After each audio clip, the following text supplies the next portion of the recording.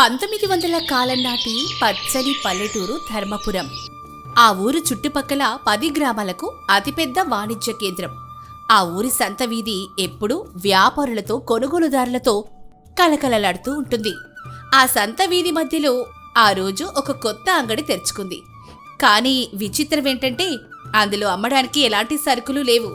కేవలం ఒక చెక్కపీట మీద భద్రయ్య అనే ఒక యువకుడు ప్రశాంతంగా కూర్చొనున్నాడు. అతని ముఖంలో ఏదో తెలియని తేజస్సు, కళ్లల్లో ఎంతో చురుకుదనం ఉన్నాయి. పక్కనే ఎన్నో ఏళ్లుగా పట్టుబట్టల వ్యాపారం చేస్తున్న సుబ్బయ్యకు ఇది చాలా వింతగా అనిపించింది. ఆ కొత్త యువకుడి దగ్గరికి నడిచాడు సుబ్బయ్య. ఏమయ్యా, కొత్తవాడిలో ఉన్నావు? ఈ సంత వీధిలో ఇంత అద్దె కట్టి ఈ అంగడి తీసుకున్నావు కదా, లోపల అమ్మడానికి ఒక్క వస్తువు కూడా పెట్టలేదేమిటి? అసలు నీ వ్యాపారం ఏమిటి నాయనా? ఈ ఖాళీ అంగడిలో కూర్చొని ఈ మండు టెండలో ఏం సాధిద్దామని? దాహం వేస్తుంటే చెప్పు, కాస్త చల్లటి మజ్జిగ ఇస్తాను. మీ ఆప్యాయతకు ధన్యవాదాలు సుబ్బయ్య గారు. నాకు మజ్జిగ అవసరం లేదు. నా కడుపు నిండా ప్రశాంతత ఉంది. మీరు అడిగిన ప్రశ్నకు సమాధానం చెబుతాను, వినండి. ఈ సంతలో అందరూ కంటికి కనిపించే వస్తువులు అమ్ముతారు. కొందరు బట్టలు అమ్ముతారు, కొందరు పప్పులు అమ్ముతారు. కానీ నేను మాత్రం కంటికి కనిపించని ఉపాయాలను అమ్ముతాను. నా వ్యాపారం పేరు ఆలోచన. మీ వ్యాపారంలో గాని మీ జీవితంలో గాని ఏవైనా చిక్కు సమస్యలు ఉంటే నాకు చెప్పండి. దానికి తగిన పరిష్కారం, ఒక గొప్ప ఉపాయం అమ్ముతాను. ఉపాయాలు అమ్మడమా? నా 30 ఏళ్ల వ్యాపార జీవితంలో ఇలాంటి వింత వ్యాపారం నేను ఎప్పుడూ చూడలేదు. గాలికి పోయే మాటలకు కూడా ఈ ఊరి జనాలు డబ్బులు ఇస్తారని ఎలా అనుకున్నావు నాయనా? పిచ్చివాడివి కాకపోతే ఇలా ఖాళీగా కూర్చొని మాటలు చెబితే ఎవరైనా కాసులు రాలుస్తారా? గాలికి పోయేది కేవలం మాట మాత్రమే సుబ్బయ్య గారు. కానీ అదును చూసి చెప్పే ఆలోచన ఒక మనిషి తలరాతతోనే మారుస్తుంది. నా దుకాణంలో కనబడే సరుకు లేదు నిజమే, కానీ నా మస్తిష్కంలో ఉన్న సరుకుకి ఎంతో విలువ ఉంది. మీరు పట్టుబట్టలు అమ్మి లాభం పొందుతారు. నేను నా బుద్ధిని ఉపయోగించి ఇతరులకు లాభం చేకూర్చి నేను లాభం పొందుతాను. నా మాటల మీద నమ్మకం లేకపోతే కావాలంటే ఒక్కసారి మీరే స్వయంగా పరీక్షించి చూడండి. మీకేమైనా సమస్య ఉంటే నాకు చెప్పండి. నా ఆలోచనకి ఎంత పదును ఉందో మీకే అర్థమవుతుంది. అంటే ఇప్పుడు నేను నా వ్యాపార సమస్య నీకు చెబితే నువ్వు దానికి పరిష్కారం చెబుతావు. ఆ పరిష్కారానికి నేను నీకు డబ్బులు ఇచ్చుకోవాలి, అంతే కదా నువ్వు చెబుతున్నది? సరిగ్గా చెప్పారు సుబ్బయ్య గారు. కానీ నా వ్యాపారంలో ఒక చిన్న నియమం ఉంది. మీ సమస్య తీవ్రతను బట్టి నేను ఇచ్చే ఉపాయం ఖరీదు ఉంటుంది. అలాగే నేను చెప్పిన ఉపాయం మీరు తూచా తప్పకుండా అమలు చేశాక మీకు గనక నష్టం వస్తే మీరు నాకు ఇచ్చిన డబ్బు నేను వడ్డీతో సహా మీకు తిరిగి ఇచ్చేస్తాను. ఒకవేళ నేను చెప్పినట్లు జరిగి మీకు లాభం వస్తే మాత్రం నా పేరు నలుగురికి చెప్పి నా వ్యాపారాన్ని 10 మందికి పరిచయం చేయాలి. నా నియమానికి సమ్మతమేనా? సరే భద్రయ్య, నీ మాటల్లో ఏదో తెలియని ధైర్యం కనిపిస్తోంది. నిజానికి నా వ్యాపారం ఈ మధ్య చాలా తీవ్రమైన నష్టాల్లో కూరుకుపోయింది. నా అంగడికి కాస్త దూరంలో ఉన్న వీరభద్రం అనే వ్యాపారి నాకంటే చాలా తక్కువ ధరలకు బట్టలు అమ్ముతున్నాడు. వాడు ఊళ్ళోకి వచ్చినప్పటి నుంచి నా బేరాలన్నీ పడిపోయాయి. నా దగ్గర నాణ్యమైన పట్టు వస్త్రాలు ఉన్నా సరే జనాలు వాడి దగ్గర ధర తక్కువ అని అక్కడికే పరిగెత్తుతున్నారు. అతన్ని తట్టుకొని నా వ్యాపారం మళ్ళీ ఎలా నిలబెట్టుకోవాలో రాత్రింబవళ్ళు ఆలోచించినా నాకు ఎటువంటి దారి దొరకటం లేదు. నీ దగ్గర ఈ సమస్యకు ఉపాయం ఉంటే చెప్పు. నీ ఉపాయానికి ఎంత ధర పెడతావో అది కూడా ఇప్పుడే చెప్పు. దీనికి 50 వరహాలవుతుంది సుబ్బయ్య గారు. ఉపాయం చెప్పకముందే మీరు నాకు ఆ ధనం చెల్లించాలి. 50 వరహాల? ఒక స్వచ్ఛమైన కంచిపట్టు చీర ఖరీదది. కేవలం ఒక్క మాట చెప్పడానికి అంత ధర అడుగుతున్నావా? సరే, నేనమ్మకం చూస్తుంటే ఇవ్వాలనిపిస్తోంది. ఇదిగో, ఈ సంచిలో 50 వరహాలు ఉన్నాయి, లెక్క పెట్టుకో. ఇప్పుడు చెప్పు, వీరభద్రం పోటీని తట్టుకోవడానికి నేనేం చెయ్యాలి? భద్రయ్య ఆ 50 వరహాలు తన సంచిలో వేసుకొని ప్రశాంతంగా సుబ్బయ్య వైపు చూస్తూ తన ఉపాయం చెప్పడం ప్రారంభించాడు. సుబ్బయ్య గారు, వ్యాపారంలో ఎవరైనా తక్కువ ధరకు అమ్ముతున్నాడంటే ఖచ్చితంగా ఆ వస్తువు నాణ్యత కూడా తక్కువే అయి ఉంటుంది. కానీ సామాన్య జనాలు ఎప్పుడూ ముందు ధర మాత్రమే చూస్తారు, నాణ్యతను చూడరు. మీరు అతనితో పోటీపడి మీ స్వచ్ఛమైన పట్టుబట్టల ధర తగ్గిస్తే మీకు తీవ్రమైన నష్టం వస్తుంది. ఆ పని మాత్రం ఎప్పుడూ చేయకండి. మరి నేనేం చెయ్యాలి నాయనా? వాడు అమ్ముకుంటుంటే నేను చేతులు కట్టుకొని చూస్తూ కూర్చోవాలా? నా అంగడి మూసుకోవాలా? అస్సలు అవసరం లేదు. మీ గిడ్డంగిలో ఎప్పుడో పాడైపోయినవి, దారాలు ఊడిపోయినవి, రంగు వెలిసిపోయిన పాత బట్టలు మూటలు మూటలుగా పడి ఉండే ఉంటాయి కదా. మీ నాన్నగారి కాలం నాటివి అమ్ముడుపోనివి చాలా ఉండే ఉంటాయి. అవును భద్రయ్య, ఒక పెద్ద గది నిండా పాత బట్టలు మూటలున్నాయి. వాటిని ఎవరూ కొనరు కాబట్టి అలా పక్కన పడేశాను. ఇప్పుడు వాటిని ఏం చేయమంటావు? రేపు ఉదయం ఆ పాత బట్టల మూటలన్నీ తీసుకువచ్చి మీ అంగడి ముందు ఒక పెద్ద బల్ల మీద గుట్టగా పూయండి. దానిపైన వీరభద్రం అంగడిలో దొరికే నాణ్యత గల బట్టలు ఇక్కడ ఉచితంగా పంపిణీ చేయబడను అని ఒక పెద్ద బోర్డు రాయండి. ఆ పాత బట్టలన్నీ ఊరి జనాలకు ఉచితంగా ఇచ్చేయండి. ఒక్క దమిడీ కూడా తీసుకోవద్దు. ఏమిటి నీ ఉద్దేశం? నా 50 వరహాలు తీసుకొని నాకు మతిలేని సలహా ఇస్తున్నావా? వీరభద్రం అమ్ముతున్న బట్టలు పాడైపోయిన పాత బుట్టలతో సమానమని ఊరి జనాలకు చాటింపు వేయమంటావా? వాడు ఖచ్చితంగా నా మీద గొడవకు వస్తాడు కదా, పంచాయితీ పెడతాడు కదా. వాడు గొడవకు రాలేడు సుబ్బయ్య గారు. ఎందుకంటే మీరు వాడి పేరు ఎక్కడా అవమానించడం లేదు. కేవలం అతని అంగడిలో దొరికే నాణ్యతతో సరిపోయే బట్టలు మీ దగ్గర ఉచితంగా ఇస్తున్నానని మాత్రమే ఆ బోర్డులో రాస్తున్నారు. మన సామాన్య జనాలు ఉచితమనగానే ఎగబడి మరీ పరిగెత్తుకుని వస్తారు. ఆ పాత బట్టలు సంతోషంగా ఇంటికి తీసుకువెళ్తారు. కానీ తీసుకెళ్లాక 2 రోజుల్లోనే వాటి రంగు పోవటం, కుట్లు ఊడిపోవటం, చిరిగిపోవటం చూస్తారు. అప్పుడు వాళ్ళ మనసుల్లోకి ఒక ఆలోచన వస్తుంది.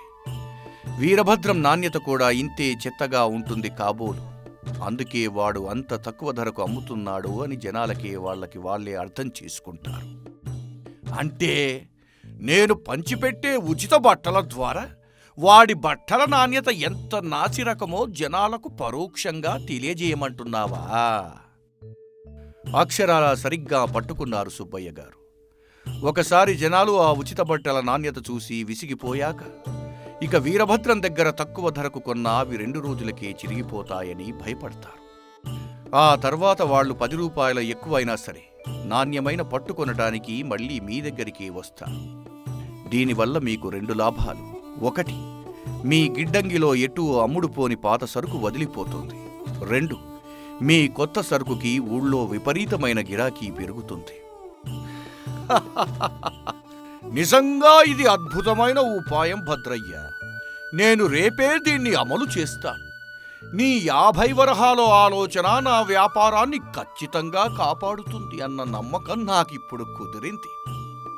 భద్రయ్య చెప్పిన ఉపాయాన్ని సుబ్బయ్య మరుసటి రోజే అమలు చేశాడు. వారం రోజులు గడిచాయి. భద్రయ్య ఎప్పటిలాగే తన దుకాణం ముందు ఒక కుర్చీ వేసుకుని ప్రశాంతంగా కూర్చున్నాడు.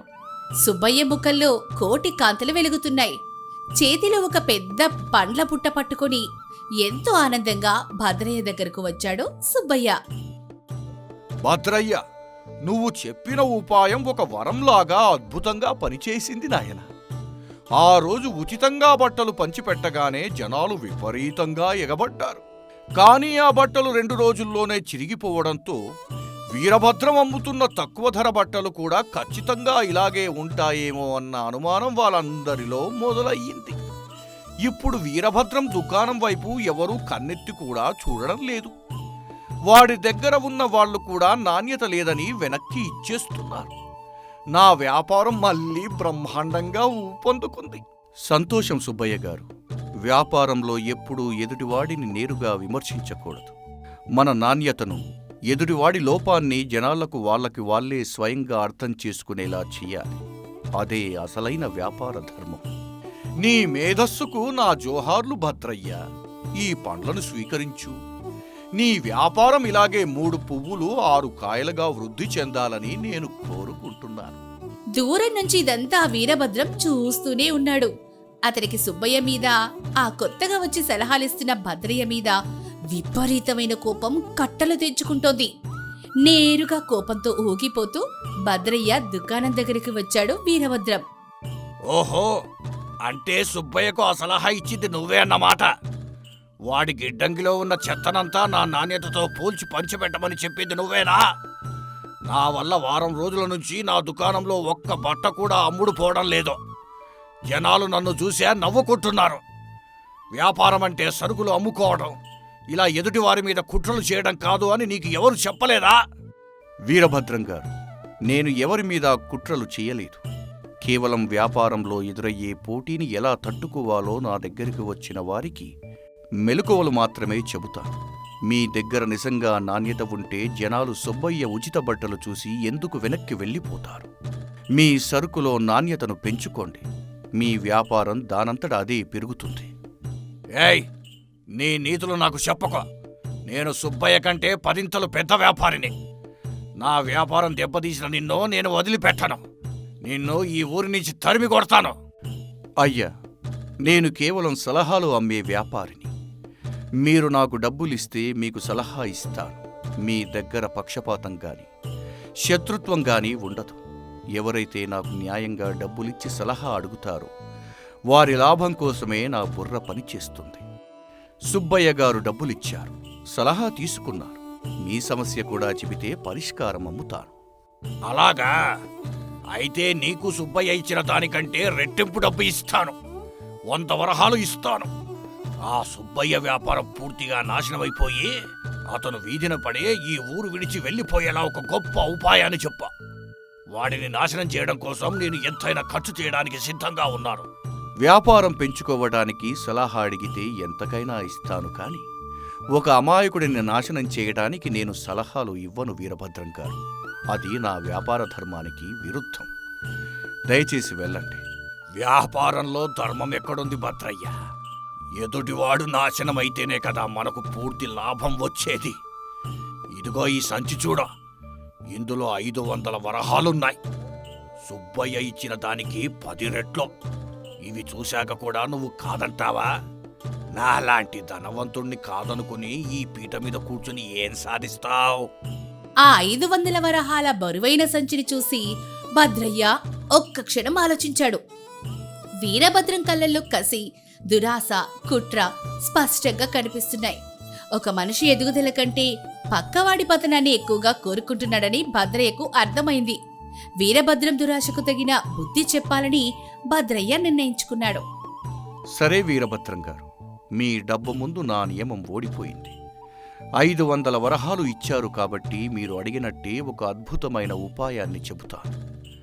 సుబ్బయ్య అంగడి శాశ్వతంగా మూతపడాలంటే అతని మీద ఊరి జనాలకు, గ్రామ పెద్దలకు తీవ్రమైన కోపం రావాలి. వాడి మీద ఎవరూ క్షమించలేని పెద్ద నేరం పడాలి. అప్పుడే వాడిని ఈ ఊరి నుంచి బహిష్కరిస్తారు. అవునవును, వాడి మీద ఎలాంటి నేరం మోపాలో, ఆ నేరం ఎలా మోపాలో వివరంగా చెప్పు. సుబ్బయ్య దుకాణం వెనుక ఎవరూ వాడని ఒక పాత మట్టి గది ఉంది. మీరు చూసే ఉంటారు. ఈ రోజు రాత్రి మీ గిడ్డంగిలో ఉన్న అత్యంత ఖరీదైన పట్టుబట్టల మూటను ఒకటి తీసుకువెళ్ళి ఎవరూ చూడకుండా రహస్యంగా ఆ పాత గదిలో దాచిపెట్టి వచ్చేయండి. ఆ మూటలో కనీసం 10,000 వరహాల విలువైన బట్టలు ఉంచాలి. ఆ తర్వాత రేపు ఉదయం గ్రామ పెద్ద ధర్మారావు గారి పంచాయతీకి వెళ్ళి గట్టిగా ఏడుస్తూ, రాత్రి నా అంగడిలో సుబ్బయ్య నా అత్యంత ఖరీదైన బట్టలు దొంగిలించాడు అని ఫిర్యాదు చేయండి. ఏమిటే? నా అత్యంత ఖరీదైన బట్టలు నేను స్వయంగా తీసుకెళ్లి వాడి దొడ్లో దాచాలా? నేను దాచితే సుబ్బయ్య మీద నేరం ఎలా వస్తుంది? నాకేమీ అర్థం కావటం లేదా. మీరు కొద్దిగా ఓపికతో పూర్తిగా వినండి వీరభద్రం గారు. మీరు ఫిర్యాదు చేయగానే ధర్మారావు గారు తమ బట్టలను పంపి సుబ్బయ్య ఇల్లంతా సోదా చేయిస్తారు. అప్పుడు వాళ్ల వెతుకులాటలో ఆ ఖరీదైన బట్టల మూట సుబ్బయ్య దొడ్లో ఉన్న పాతగదిలో దొరుకుతుంది. సాక్ష్యంగా ఆ బట్టల మీద ఖచ్చితంగా మీ అంగడి ముద్ర కూడా ఉంటుంది. దొంగతనం అనేది మన గ్రామ కట్టుబాటు ప్రకారం అత్యంత క్షమించరాని నేరం. ఆ నేరం కింద సుబ్బయ్యను ఖచ్చితంగా ఊరు బహిష్కరిస్తారు. ఇక ఈ ఊర్లో పట్టుబట్టలు అమ్మే ఏకైక వ్యాపారిగా మీరొక్కరే మిగులుతారు. మీ సామ్రాజ్యానికి ఎదురే ఉండదు. అద్భుతం భద్రయ్య, నీ మెదడు మామూలుది కాదు. దొంగతనం నెపం వేస్తే సుబ్బయ్యకి ఊళ్ళో నూకలు చెల్లినట్లే. 10,000 వరహాల విలువైన బట్టలు రాత్రికి రాత్రే వాడి పెరట్లో దాచి పెడతారు. వాడిని ఈ ఊరి నుంచే శాశ్వతంగా తరిమేస్తారు. ఈ రాత్రికి ఈ పని పూర్తి చేస్తారు. వీరభద్రం ఆ 500 వరహాలు భద్రయ్య చేతిలో పెట్టి అక్కడి నుంచి గబగబా సంతోషంగా వెళ్ళిపోయాడు. భద్రయ్య ఆ వరహాలను లెక్క పెట్టుకుంటూ తన ఉపాయం ఎలా పనిచేయబోతుందో ఊహించుకుంటూ చిరునవ్వు నవ్వాడు. అర్ధరాత్రి 12 గంటల సమయం. వీరభద్రం ఎవ్వరూ చూడకుండా తన దుకాణంలోని అత్యంత ఖరీదైన పట్టుబట్టల మూటను బరువుగా మోసుకుని తీసుకెళ్లి సుబ్బయ్య దుకాణం వెనుకున్న పాత గదిలో జాగ్రత్తగా దాచిపెట్టి వచ్చాడు. వాడికి తెలియని విషయం ఏంటంటే ఆ రాత్రి విధి ఆడిన నాటకం వేరుగా ఉంది. అదే రాత్రి సుబ్బయ్య ఇంట్లో దొంగతనం చేద్దామని నిజమైన దొంగల ముఠ ఒకటి గోడ దూకి ఆ పాత గదిలోకి ప్రవేశించింది. చీకట్లో వాళ్ళ చేతికి ఏ కష్టం లేకుండా వీరభద్రం సిద్ధంగా మూట కట్టి పెట్టిన ఆ 10,000 వరహాల విలువైన పట్టుబట్టలు దొరికాయి. ఇంట్లోకి వెళ్లే శ్రమ కూడా లేకుండా దొంగలు ఆ మూటని ఎత్తుకొని ఉడాయించారు. మరుసటి రోజు ఉదయం పంచాయతీ రెచ్చబండ దగ్గర ఊరి జనమంతా గుమ్మికూడారు. గ్రామ పెద్ద ధర్మారావు గారు న్యాయస్థానంలో కూర్చొనున్నారు. వీరభద్రం దొంగతనం జరిగిందని ఏడుస్తూ పెద్ద నాటకమే ఆడుతున్నారు. సుబ్బయ్యకు అకస్మాత్తుగా జరిగిన ఈ పరిణామం ఏమీ అర్థం కావట్లేదు. భద్రయ్య దూరంగా నిలబడి అంతా గమనిస్తున్నాడు. అయ్యా ధర్మారావు గారా, నాకు ఘోరమైన అన్యాయం జరిగిందంటే. రాత్రికి నా దుకాణంలో ఉన్న 10,000 వరహాల అత్యంత ఖరీదైన పట్టుబట్టలను ఈ సుబ్బయ్య దొంగిలించాడంటే. నా వ్యాపారం లాక్కోవడమే కాకుండా నా ఆస్తిని కూడా కాజేయాలని చూస్తున్నాడంటే. కావాలంటే వాడి పెరట్లో ఉన్న పాత గదిలో మీ బట్టల చేత ఇప్పుడే వెతికించండి. నా బట్టలు ఖచ్చితంగా అక్కడే ఉంటాయి ప్రభా. నా సొత్తు నాకు ఇప్పించి వాడికి బహిష్కరణ శిక్ష వేయండి అయ్యా. అయ్యా ధర్మారావు గారు, వీడు పచ్చి అబద్ధాలు ఆడుతున్నాడు. వాడి బట్టలు నా ఇంట్లో ఎందుకు ఉంటాయి?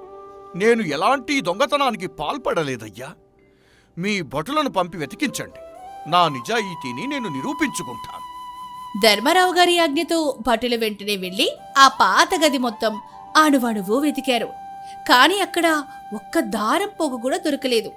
ఖాళీ చేతులతో వెనక్కొచ్చి ధర్మారావు గారికి విషయం చెప్పారు. తన బట్టల మూట నిజంగానే దొంగలు ఎత్తుకుపోయారని వీరభద్రంకు అప్పటిగాని అర్థం కాలేదు. వాడి గుండె ఆగినంత పనయింది.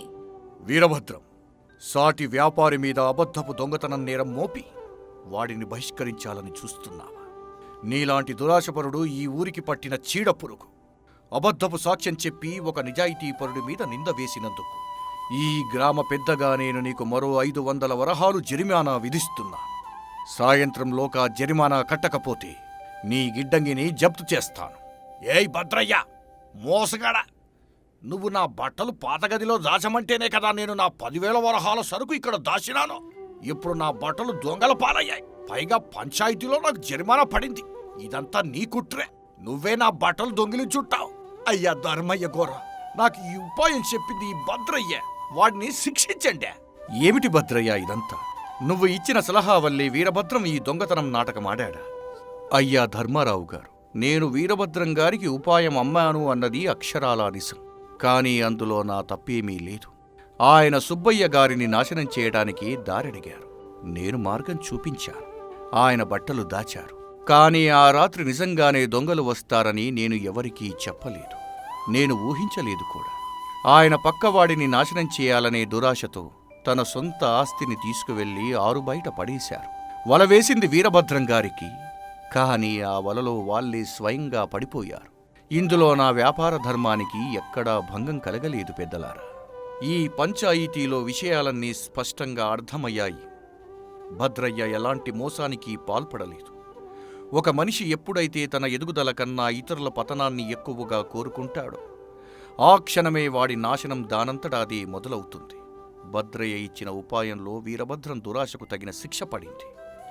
వీరభద్రం, నువ్వు జరిమానా కట్టి తీరాల్సిందే. ఇక భద్రయ్య, నీ వ్యాపారం చాలా విచిత్రమైనది, అలాగే అత్యంత పదునైనది. నీ అపారమైన బుద్ధిని కేవలం మంచి కోసం మాత్రమే వాడు నాయనా. తప్పకుండా అయ్యా, ఎవరైనా నిజాయితీగా వ్యాపారం చేయాలనుకుంటే నా సలహాలు వారికి ఎప్పుడూ అమృతమే అవుతాయి.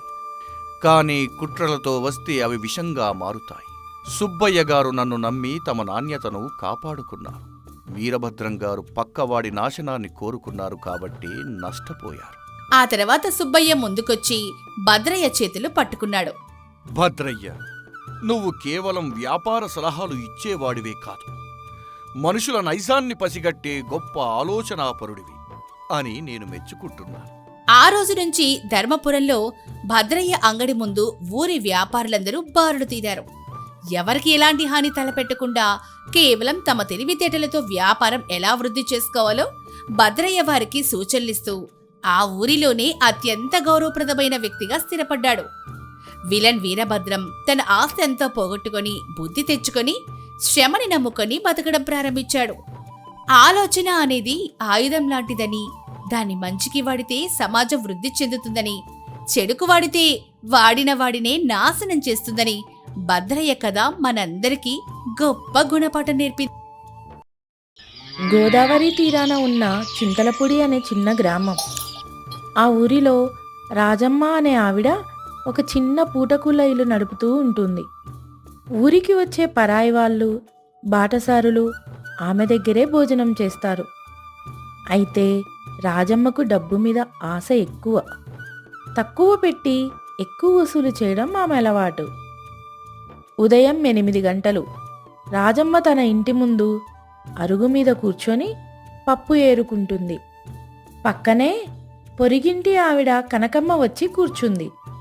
అప్పుడు కనకమ్మ మాట్లాడుతూ, ఏంటక్కా, ఇవాళ వంటలు అప్పుడే మొదలు పెట్టేశావా? ఇవాళ సోమవారం కదా, సంతకు వచ్చే జనం ఎక్కువే ఉంటారు. అప్పుడు రాజమ్మ మాట్లాడుతూ, అవునే కనకమ్మ, పొద్దున్నే లేచి పొయ్యి వెలిగించాను. ఇవాళ ముద్దపప్పు, ఆవకాయ, కాస్త వంకాయ కూర చేస్తున్నాను. సంతకు వెళ్ళే వాళ్ళంతా నా దగ్గరికే వస్తారు కదా. అవునులే అక్క, ఊరిలో నీదొక్కటే కదా భోజనం పెట్టే ఇల్లు. కానీ మొన్న మా చుట్టాలు వచ్చారు.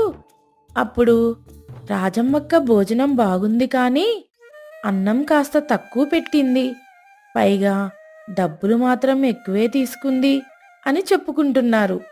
పోవే కనకమ్మ, వాళ్ళకేం తెలుసు? ఈ రోజుల్లో బియ్యం ధరలు ఎలా ఉన్నాయో తెలుసా?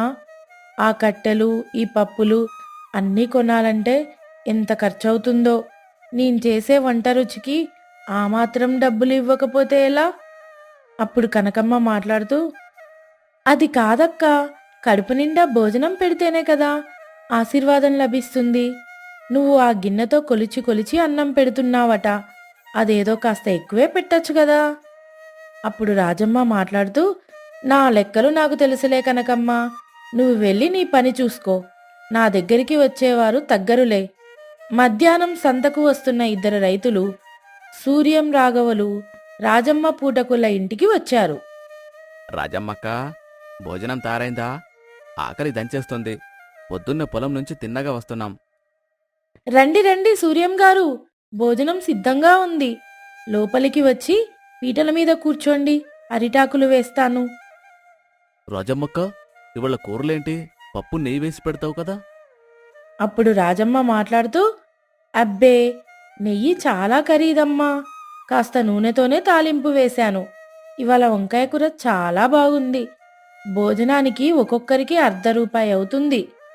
ఏంటక్క, మొన్నటిదాకా పావలా ఉండేది, అప్పుడే ₹1 చేసావా? సరేలే, ఆకలిగా ఉంది కదా, త్వరగా పెట్టు. రాజమ్మ భోజనం వడ్డిస్తుంది. చిన్న గిన్నెతో అన్నం కొలిచి ఆకులో వేసింది. ఏంటక్క ఇది, ఇంత తక్కువ అన్నం పెట్టావు? ఇది చిన్నబాబు తిన్నంత కూడా లేదు, ఇంకాస్త అన్నం వేయి.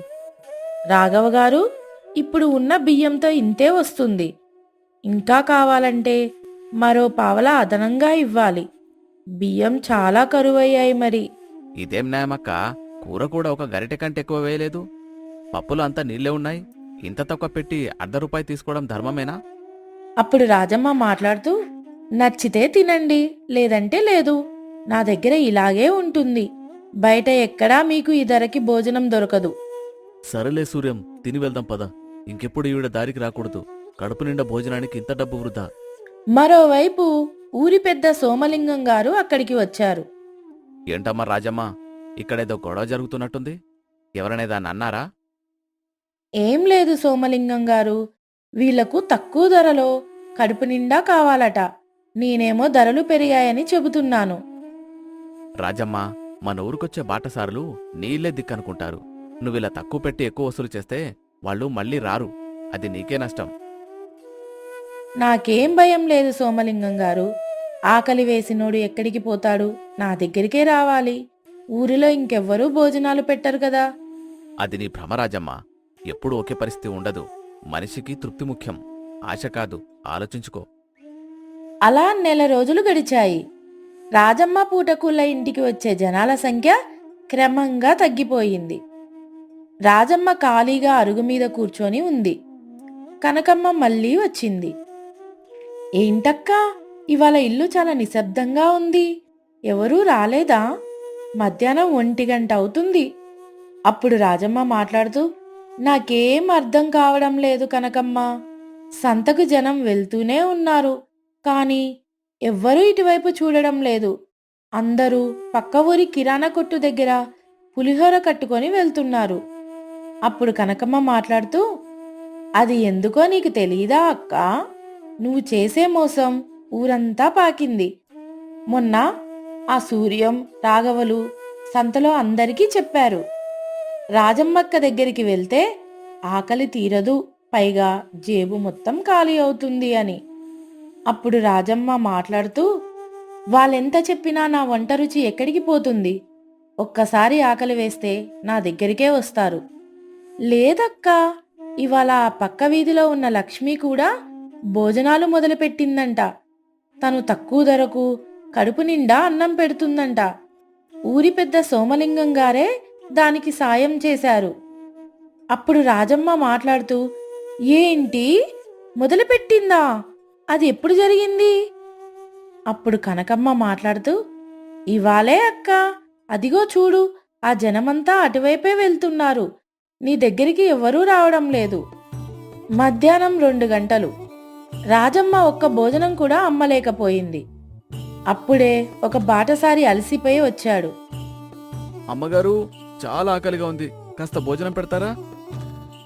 రాజమ్మ మాట్లాడుతూ, రండి బాబు రండి, భోజనం సిద్ధంగా ఉంది. ఎంతవుతుంది అమ్మగారు? అప్పుడు రాజమ్మ మాట్లాడుతూ, ₹1 బాబు. ₹1. పక్క వీధిలో లక్ష్మి గారు పావులాకే కడుపు నిండా అన్నం, నెయ్యి, ఆవకాయ ఇస్తున్నారు కదా. మీ దగ్గర ఎందుకింత ఎక్కువ? నా దగ్గర కూరలు ఎక్కువ ఉంటాయి బాబు. లేదమ్మగారు, మీ గురించి సంతలో అందరూ చెప్తున్నారు. మీరు తక్కువ అన్నం పెడతారని. నాకొద్దులేండి, నేను లక్ష్మి గారి దగ్గరికి వెళ్తాను. బాటసారి వెళ్ళిపోయాడు. రాజమ్మ ఒంటరిగా ఉండిపోయింది. ఆమె వండిన పప్పు, అన్నం అన్నీ అలాగే మిగిలిపోయాయి. సాయంత్రం రాజమ్మ తన ఇంట్లో కూర్చొని దీపం వెలిగించింది. ఆమె ముఖంలో విచారం స్పష్టంగా కనిపిస్తుంది. అప్పుడే లక్ష్మి లోపలికి వచ్చింది. రాజమ్మక్క, ఉన్నావా? ఇదిగో, ఇవాళ మా ఇంట్లో మిగిలిన కాస్త కూర తెచ్చాను. నువ్వు వంట చేసినట్టు లేవు కదా. అప్పుడు రాజమ్మ మాట్లాడుతూ, ఎందుకొచ్చావు లక్ష్మి? నా కడుపు కొట్టి నువ్వు భోజనశాల నడుపుతున్నావు కదా, ఇంకా ఈ నటన ఎందుకు? అప్పుడు లక్ష్మి, రాజమ్మక్క, నీ కడుపు కొట్టాలని నాకు లేదు. కానీ ఊరి వాళ్ళంతా సోమలింగం గారి దగ్గరికి వెళ్ళి బాధపడ్డారు. నువ్వు వాళ్ళని మోసం చేస్తున్నావని చెప్పారు. నాకు బతుకు తెరువు కావాలి కదా, అందుకే ఆయన సాయంతో మొదలుపెట్టాను. నేను మోసం చేస్తున్నానా? ధరలు పెరిగితే నేనేం చెయ్యాలి? ధరలు పెరిగితే అందరికీ పెరుగుతాయి కదక్కా. కానీ నువ్వు చేసేది వ్యాపారం కాదు, అన్యాయం. తక్కువ పెట్టి ఎక్కువ ఆశించడం తప్పు. నేను ఒక్క పూటకు లాభం తక్కువ వచ్చినా పర్వాలేదనుకుంటాను. అందుకే జనం నా దగ్గరికి వస్తున్నారు. నువ్వు ఒక్క పూటకే ఎక్కువ లాభం చూడాలనుకున్నావు, అందుకే ఇవాళ ఇలా ఒంటరిగా మిగిలిపోయావు. అప్పుడు రాజమ్మ, నా దగ్గర ఉన్న సరుకులన్నీ పాడైపోతున్నాయి లక్ష్మి. అప్పు చేసి బియ్యం తెచ్చాను. ఇప్పుడు ఎవరు తింటారు ఈ అన్నం? అక్క, ఇప్పటికైనా మించిపోయింది లేదు. నువ్వు నీ పద్ధతి మార్చుకో. జనం మళ్ళీ వస్తారు, కానీ నువ్వు నీ మనసు మార్చుకోవాలి. నిజాయితీగా ఉంటేనే దేవుడు కూడా దీవిస్తాడు. మరుసటి రోజు ఉదయం రాజమ్మ సోమలింగం గారి ఇంటికి వెళ్ళింది. సోమలింగం గారు, నేను పెద్ద తప్పు చేశాను. మీ మాట వినలేదు. ఆశకి పోయి అందర్నీ దూరం చేసుకున్నాను. రాజమ్మ, ఇప్పటికైనా నీ తప్పు తెలుసుకున్నావు. సంతోషం. మోసం చేస్తే మనకే మోసం జరుగుతుంది. నువ్వు ఒక్క రూపాయి కోసం 10 మందిని బాధ పెట్టావు. ఇవాళ ఆ 10 మంది నీకు రూపాయి రాకుండా చేశారు. అప్పుడు రాజమ్మ మాట్లాడుతూ, అవును సోమలింగం గారు, నా దగ్గర మిగిలిపోయిన సరుకులన్నీ ఏం చెయ్యాలి? నాకు అప్పులు తీరవు. ఒక పని చేయి రాజమ్మ. ఇవాళ ఊరి చివరన ఉన్న గుడి దగ్గర పేదవాళ్ళున్నారు. వాళ్ళకి ఆ అన్నం ఉచితంగా పెట్టు. నీ పాపం కడిగేసుకో. రేపట్నుంచి కొత్తగా మొదలుపెట్టు. లక్ష్మి కూడా నీకు సాయం చేస్తుంది. అలాగే సోమలింగం గారు, నేనికపై ఎవ్వర్నీ మోసం చెయ్యను. పావలాకే కడుపు నిండా భోజనం పెడతాను. గుడి దగ్గర రాజమ్మ అందరికీ భోజనం వడ్డిస్తుంది. మునిపటలా కాకుండా ఇప్పుడు గిన్నెతో కొలవడం లేదు. అరిటాకు నిండా అన్నం పెడుతుంది. అప్పుడు ఒక ముసలావిడ, రాజమ్మ తల్లి, ఇవాళ ఎంత బాగా అన్నం పెడుతున్నావు. నీ చల్లని మనసు బాగుండాలి. రోజు ఇలాగే పెడితే అందరూ నిన్ను దీవిస్తారు. అవునా అవ్వా, ఇవాళ నేను ఆశలో మునిగిపోయాను. నీ ఆశీర్వాదమే నాకు ముఖ్యమని ఇప్పుడు అర్థమైంది. కొన్ని రోజులు గడిచాయి. రాజమ్మ పూటకూల ఇల్లు మళ్ళీ పూర్వ వైభవాన్ని సంతరించుకుంది. జనం మళ్ళీ సంత నుంచి వచ్చేటప్పుడు రాజమ్మక్క భోజనం కోసం ఆగుతున్నారు. రాజమ్మక్క, ఇవాళ ముద్దపప్పు అదిరిపోయింది. అన్నం కూడా కడుపు నిండా పెట్టావు. ఇదిగో, నీకు ₹1 ఇవ్వమన్నా పావలానే తీసుకుంటున్నావు. సూర్యం గారు, నాకు ఆ పావలానే ఎక్కువ. మీరు తృప్తిగా తింటే నాకు అదే 10,000. ఇన్నాళ్ళు మిమ్మల్ని ఇబ్బంది పెట్టినందుకు క్షమించండి. పర్వాలేదక్క, అందరూ తప్పులు చేస్తారు. కాని దాన్ని దిద్దుకునేవాడే గొప్ప. ఇవాళ సంతలో అందరికీ చెప్తాం, రాజమ్మకిల్లు మళ్ళీ తెరుచుకుంది అని. అన్నం అమృతంలా ఉందని చెప్తాం. ధన్యవాదాలు రాఘవ గారు. లక్ష్మి, చూశావా? నిజాయితీగా ఉంటే వచ్చే ఆనందమే వేరు. అప్పుడు లక్ష్మి మాట్లాడుతూ, అవునక్క, మన ఇద్దరం కలిసి ఈ ఊరికి మంచి భోజనం పెడదాం. ఎవరూ ఆకలితో వెళ్ళకూడదు. అప్పుడు కనకమ్మ మాట్లాడుతూ, అదక్క సంగతి. రాజమ్మక్క, నీ మొహం ఇప్పుడు ఎంత ప్రశాంతంగా ఉందో చూడు. ఇన్నాళ్ళు ఆ డబ్బు లెక్కల్లో నీ నవ్వు మాయమైపోయింది. సోమలింగం గారు అక్కడికి వచ్చి చూసి సంతోషపడ్డారు. రాజమ్మ, నువ్వు గెలిచావు. నీ స్వార్థం మీద నీ మనసు గెలిచింది. ఒక ఊర్లో ఇలాంటి పూటకూళ్ళ ఇల్లు ఉంటే ఆ ఊరికే గౌరవం. అంతా మీదయ అయ్యగారు. లక్ష్మి నాకు కళ్ళు తెరిపించింది. మోసం చేసి సంపాదించిన డబ్బు నిలవదని, నిజాయితీగా చేసే పనిలోనే సుఖం ఉందని నాకు బోధపడింది. చాలా మంచి మాట చెప్పావు. నిజాయితీగా వ్యాపారం చేస్తే లాభం వెతుక్కుంటూ వస్తుంది. ఇప్పుడు చూడు, నీ దగ్గర జనం ఎంతమంది ఉన్నారు. అవునయ్య గారు, అందరూ నా ఇంటి వాళ్ళలాగే అనిపిస్తున్నారు. రాజమ్మ అందరికీ ఆనందంగా భోజనం వడ్డిస్తుంది. అరుగు మీద కూర్చున్న బాటసారులు తృప్తిగా భోజనం చేస్తూ రాజమ్మను పొగుడుతున్నారు. చింతలపూడి గ్రామంలో రాజమ్మ పూటకూల ఇల్లు ఒక మంచి చిరునామాగా మారిపోయింది. నీతి: మోసం చేయడం వల్ల స్వల్పకాలం లాభం రావచ్చు, కానీ దీర్ఘకాలంలో అదే మనకు నష్టాన్ని కలిగిస్తుంది. నిజాయితీగా చేసే పనిలో తృప్తి మరియు గౌరవం లభిస్తాయి. లోభతత్వం మనిషిని ఒంటరితనం చేస్తుంది. ఉదారత మిత్రులను మరియు ఆనందాన్ని ఇస్తుంది.